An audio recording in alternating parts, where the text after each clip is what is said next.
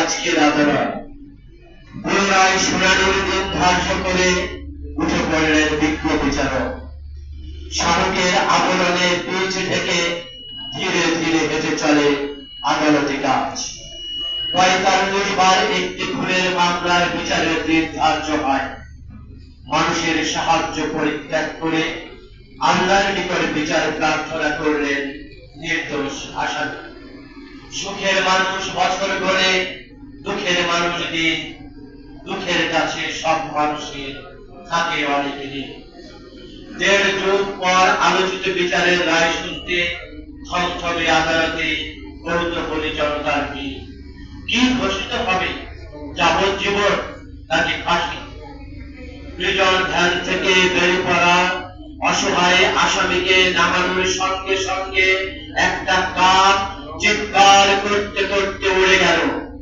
একটা দুরন্ত কুকুর দৌড়ে এসে কামড়ে ধরল এক পুলিশের ডান হাতের আঙুল। হঠাৎ ঈশান করে বেগে ভেগে বৃষ্টি। কাক গলায় জোর হাতে দণ্ডায়মান আসামি। আইনজ্ঞগণের হৃদয় বিষণ মমতার ছল ছল চোখ।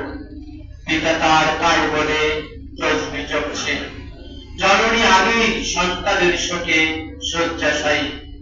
ঘরে রেখে আসা স্ত্রী ব্যর্থ অপেক্ষার পর সে এখন ধনাঢ্যের ঘরে ৩ সন্তানের পুষ্পিত জননী।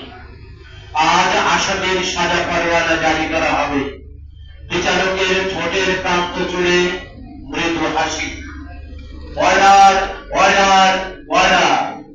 সাক্ষীগণের সুস্পষ্ট সাক্ষ্য প্রমাণাদি পর্যালোচনার পর এই মর্মে নিশ্চিত হওয়া গেল যে আসামি সম্পূর্ণ নির্দোষ। তাই তাকে বেকসুর খালাস দেওয়া হলো। রায় শুনে আসামি একটু উল্লসিত কিংবা বিচলিত কোনটাই হলেন না। আকাশের দিকে তাকাতেই ছাদে বাঁধা পড়ে যায় তার ক্লান্ত দৃষ্টি। মারা দুটি চোখ এখন আর কাঁদে না, শুধু চিৎকার করে বলল, হে বিচারকগণ, আপনারাও একদিন আসামি হবেন। 18 বছর কারাগারে আটকে থাকা বয়স হারানো এক নির্দোষ পুরুষের আর্তনাদ আদালতকে একটুও বিচলিত করল না। ধন্যবাদ সবাইকে।